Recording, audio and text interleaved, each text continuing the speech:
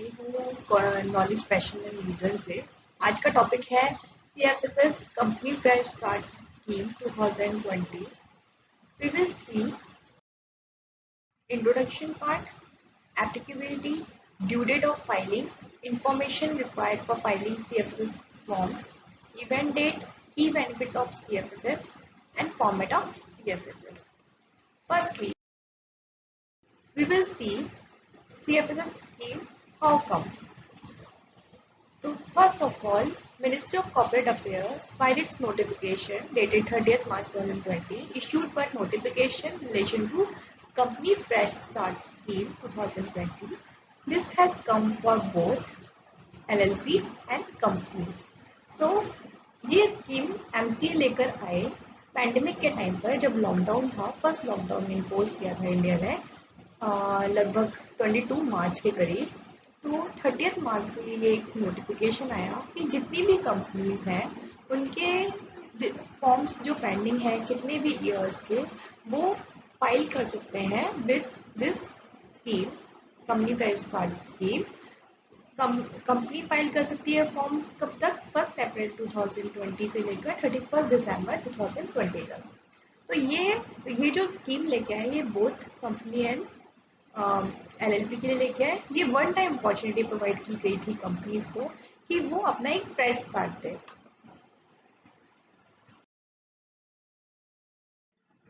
Applicability क्या है? Applicability है कि जो डिफॉल्टिंग कंपनी है, जो डिफॉल्टिंग कंपनी मीन्स जो कि कंपनी अपने फॉर्म्स नहीं फाइल कर पाई है पिछले कई सालों में, या फिर जो भी एप्लीकेबल ईयर है बिकॉज ऑफ पैंडेमिक वो फाइल नहीं कर पा रहे हैं, तो वो 1 अप्रैल 2020 से लेकर 31 दिसंबर 2020 तक कभी भी अपने फॉर्म्स को फाइल कर सकते हैं।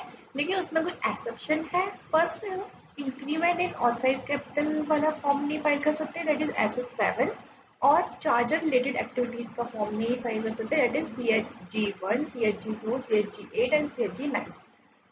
सो नॉन एप्लीकेबिलिटी क्या है कि कौन कौन सी कंपनीज के अंदर नहीं एप्लीकेबल होंगी? फर्स्ट, वेरिशिंग कंपनीज इसके अंदर एप्लीकेबल नहीं होंगी। सेकंड, जो कंपनी स्ट्राइक ऑफ पर चली गई है अंडर सेक्शन 248 के लिए, वो कंपनीज के अंदर एप्लीकेबल नहीं होंगी। जो कंपनी जस्ट रिकॉर्ड की गई है STK 2 के लिए, वो भी कंपनीज के अंदर एप्लीकेबल नहीं होंगी। कंपनी जो कि एमलगमेशन में है वो नहीं एप्लीकेबल होंगी। जिनका डोमेंट स्टेटस है, जिनका कोर्ट में कोई भी अपील चल रही है, you can see the slide कि कौन कौन सी कंपनीज नहीं एप्लीकेबल होंगी। ऑर्गेनाइजेशन जिनका एग्जीक्यूटिव कोई डिस्प्यूट्स और इश्यूज पेंडिंग है, कोई ऐसा जो कोर्ट में केस पेंडिंग है, या कोई पनिशमेंट जो कि कोर्ट ने निर्धारित किया है, तो ऐसी कंपनीज इसके अंदर, इस स्कीम के अंदर एप्लीकेबल नहीं होंगी। वो फॉर्म डिले फाइल नहीं कर सकती, उनके ऊपर प्रोसिक्यूशन और पेनल्टी वगैरह रेज होगी। नाउ वी विल सी कि इसकी ड्यू डेट क्या है। As we see the due date of filing इसकी है 30 June 2021, which is mandatory for all which come under this scheme. Information क्या क्या चाहिए हमें इस फॉर्म को भरने के लिए? First of all, CIN number चाहिए कंपनी का। Second, total number of SRN file by the company. Company ने जितनी भी फॉर्म फाइल करती है MCA में, उसका एक सर्विस रिक्वेस्ट नंबर रेज होता है MCA के द्वारा, उसको SRN बोलते हैं। वो SRN हमें जब हम फॉर्म फाइल करते हैं वो जनरेट होके हमारे मेल ID पर आ जाता है, या फिर हमने किसी भी जो लॉगिन क्रेडेंशियल्स है MCA से, उससे जो फॉर्म फाइल किया है वहाँ पे भी हम SRN को सर्च कर सकते हैं। तो इसके लिए हमें SRN चाहिए उन फॉर्म्स के जो हमने डिले फाइल किए हैं।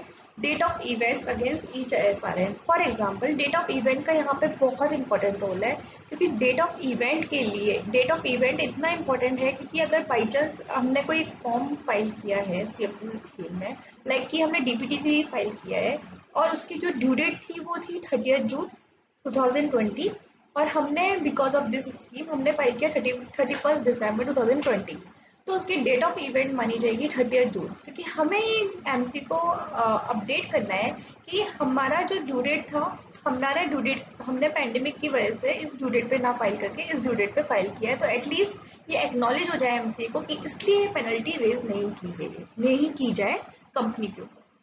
तो लाइक कंपनी ने अगर कोई नेम चेंज किया है अपना और उसका कोई बोर्ड रेजोल्यूशन या स्पेशल रेजोल्यूशन जो पास किया है वो फॉर एग्जांपल पास किया है 30 अप्रैल 2020 एंड कंपनी ने किसी भी वजह से वो फॉर्म फाइल किए हैं because of this fresh start scheme सितंबर 30 सितंबर। वैसे विद इन 1 मंथ हमने MGT 14 फाइल करना होता है एज यू नो कि अगर जब भी हमारा स्पेशल रिजोल्यूशन होता है लाइक 30 अप्रैल है तो हमें 30 मई तक अपना स्पेशल रिजोल्यूशन फाइल करना होगा MCA पर।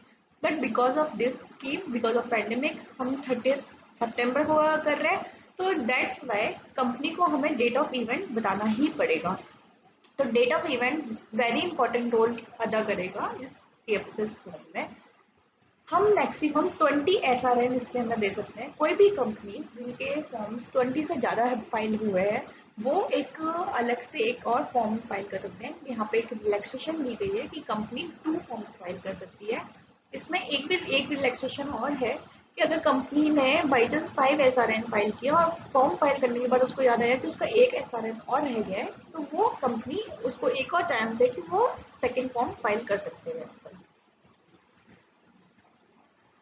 इसमें अटैचमेंट क्या है आप देख रहे हैं proof of withdrawal of any appeal if any appeal was file against any notice issued और complaint file. Second details of any prosecution is pending in court against the document. So की benefits क्या है CFS scheme के। First no additional fees is required to be paid. कोई additional fees pay करने की जरूरत नहीं है यहाँ पर। Second immunity from the prosecution. Prosecution से हमें इम्यूनिटी प्राप्त हो जाएगी मतलब हमें कोई हमारे अगेंस्ट कोई प्रोसिक्यूशन नहीं होगा। Second no penalty on account of delay in filing. कोई भी पेनल्टी भी हमें रेज नहीं होगी अगर हम CFS फॉर्म फाइल करते हैं तो। ये आप देख सकते हैं स्क्रीन पर डेट ऑफ इवेंट मैंने मेंशन की हुई है कि कौन सी डेट ऑफ इवेंट होगी पर्टिकुलर फॉर्म्स की।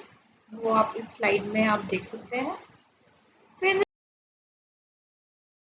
ये आप देख सकते हैं एक फॉर्मेट है CFS का जो MCA वेबसाइट पर है कि फॉर्म क्या क्या मांगता है। जब आप पहले आप सिन नंबर यहाँ पे फिल करेंगे और प्री फिल करेंगे तो यहाँ पे अपना आप ही ऑटोमेटिकली रजिस्टर ऑफ कंपनीज किस रजिस्टर ऑफ कंपनीज के साथ आपकी कंपनी रजिस्टर है यहाँ पे आ जाएगा। नेम ऑफ द कंपनी आ जाएगा एंड एड्रेस आ जाएगा ईमेल आईडी आ जाएगा। देन आपको सेकेंड साइड यहाँ पर SRN नंबर लाइक आपके आपने डिलेड फॉर्म मतलब CFS फॉर्म की एप्लीकेबिलिटी क्या है। फर्स्ट जो फॉर्म आपके फाइल हुआ है 1 अप्रैल 2020 से लेकर 31 दिसंबर 2020 तक फाइल होने चाहिए और सेकेंडली ड्यू डेट के बाद होना चाहिए। अगर आपके दोनों कंडीशन आपके अप्लाई होती है तो यहाँ पे वो वाले फॉर्म्स यहाँ पे आप नंबर डालेंगे लाइक 12 आपके ऐसे फॉर्म्स हैं तो यहाँ पे 12 नंबर डालेंगे तो ये आपकी रोज को 12 तक जनरेट कर देगा। फॉर्म इसमें आप जितने भी फॉर्म्स हैं उसके SRN आप फिल करेंगे तब आपकी रोज नीचे जनरेट हो जाएगी। आपको SRN फिल करना है देन प्रीफिल का बटन आपको अवेलेबल है प्रीफिल करना है। प्रीफिल करने के बाद फॉर्म नंबर आ जाएगा फॉर्म नेम आ जाएगा डेट ऑफ फाइलिंग आ जाएगी आपने कब फाइल किया है। यहाँ पे डेट ऑफ इवेंट ये जो मैंने आपको बोला था कि date of event is very important here तो आपको डेट ऑफ इवेंट यहाँ मेंशन करना है सभी फॉर्म्स का। उसके बाद आपका फॉर्म का नेक्स्ट पेज आएगा। नेक्स्ट पेज के अंदर आपको अटैचमेंट देना है अगर आपके ऊपर एप्लीकेबल है। देन कंपनीज के डिक्लेरेशन वेरिफिकेशन पार्ट आएगा। Verification part as you know कि डायरेक्टर कॉल जो भी डायरेक्टर इस फॉर्म को साइन कर रहा है आपने कौन सी मीटिंग के अंदर उसको ऑथराइज किया है उसका रेजोल्यूशन नंबर और डेट कौन सी मीटिंग के अंदर उसको ऑथराइज किया है। देन आपको DSC यहाँ पर लगाना है डायरेक्टर का ड्रीम लिखना है और then check form then please reply करना है। तो this is the form available on MCA website. तो CFS के बारे में हम सब जान गए। अगर आप CFS फॉर्म नहीं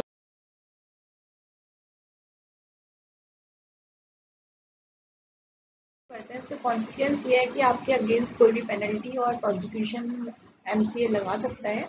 और जितनी भी आपने एडिशनल फीस अगर पे नहीं करी है और आपने फॉर्म फाइल किए हैं after the due date between 1 April 2020 से लेकर 31 दिसंबर 2020 तक तो ये आपको इम्यूनिटी नहीं मिलेगी कि आपके अगेंस्ट प्रोसिक्यूशन और पेनल्टी नहीं हो। लेकिन अगर आप CFS फॉर्म फाइल कर देते हैं तो MCA एक इम्यूनिटी सर्टिफिकेट प्रोवाइड कर रहा है कि आपने ये फॉर्म ड्यू डेट के बाद फाइल किया है और आपको आपके अगेंस्ट इसमें कोई पेनल्टी, कोई भी एडिशनल फीस या आपका कोई प्रोसिक्यूशन फाइल नहीं होगा।